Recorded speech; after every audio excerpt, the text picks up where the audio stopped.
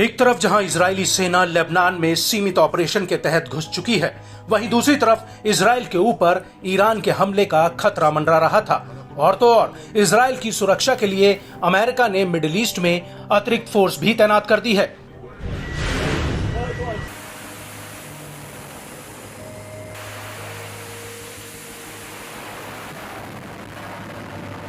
लेकिन अब middle east में युद्ध का ज्वालामुखी फट चुका है और इसमें सीधे ईरान की एंट्री हो चुकी है।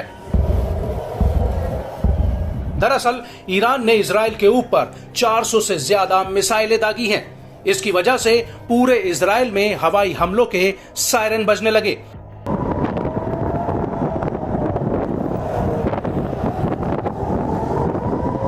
इजरायली सेना ने तुरंत लोगों से बम शेल्टर में जाने की अपील की है। वहीं ईरानी मीडिया का कहना है कि ईरान रेवोल्यूशनरी गार्ड्स ने कब्जे वाले फिलिस्तीन की तरफ कई मिसाइलें दागी।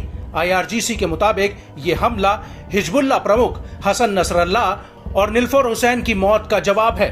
आपको बता दें कि ईरानी सेना ने इस हमले के साथ ये भी कह दिया है कि अगर इजरायल ने ईरानी हमलों का जवाब देने की जरूरत की तो उसको गंभीर नतीजा भुगतना पड़ेगा।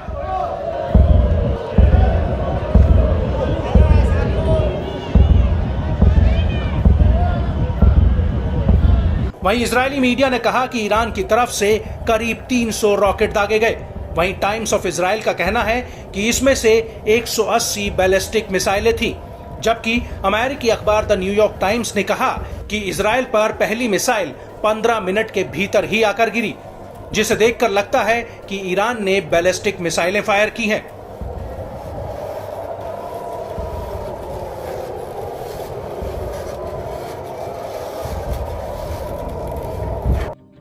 במהלך ההגנה ביצענו לא מעט יירוטים.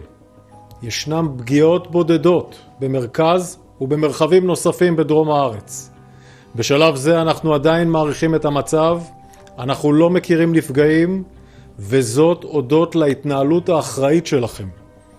בנוסף אנחנו מבקשים לא לתת מידע לאויב ולא להעביר מיקומים ותיעודים ממרחבים בהם ישנן פגיעות. אנחנו נמצאים במוכנות גבוהה בהגנה ובהתקפה. אנחנו נגן על אזרחי מדינת ישראל. יהיו לירי הזה השלכות. יש לנו תוכניות, אנחנו נפעל במקום ובזמן שנחליט.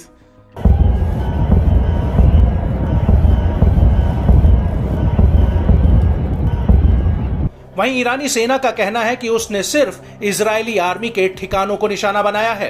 वहीं दूसरी तरफ न्यूज एजेंसी रॉयटर्स ने कहा कि ईरान ने इजरायल के ऊपर बैलिस्टिक मिसाइलों का पूरा जत्था फायर कर दिया है, जिन्हें जॉर्डन के आसमान में देखा गया।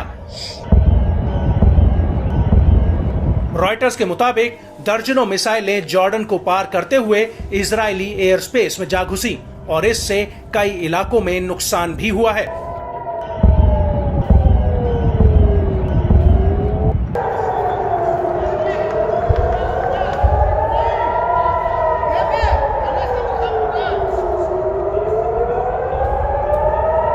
हालांकि इजरायल के एयर डिफेंस सिस्टम ने इनमें से कई मिसाइलों को हवा में ही मार गिराया, लेकिन कुछ मिसाइलों को जमीन पर फटते हुए भी देखा जा रहा है। हालांकि इजरायली सेना ने ईरानी हमलों पर बहुत बड़ा बयान दिया है। IDF का कहना है कि ईरान को इस हमले की सजा भुगतनी होगी और इस सब के बीच अमेरिका ने ईरान से दो टूक कह दिया है कि वो इजरायल के साथ खड़ा है। दरअसल अमेरिकी राष्ट्रपति जो बाइडेन ने मिडिल ईस्ट में अमेरिकी फौज को इजरायल की मदद के लिए तैयार रहने का ऑर्डर जारी किया है।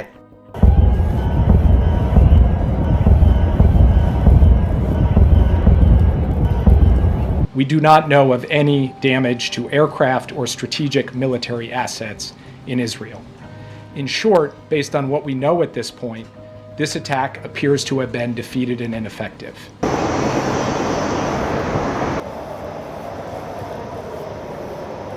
लेकिन इस सब के बीच बड़ी बात यह है कि इन हमलों में इजरायल को कितना नुकसान हुआ है, इसकी अभी तक कोई पुख्ता जानकारी सामने नहीं आई है।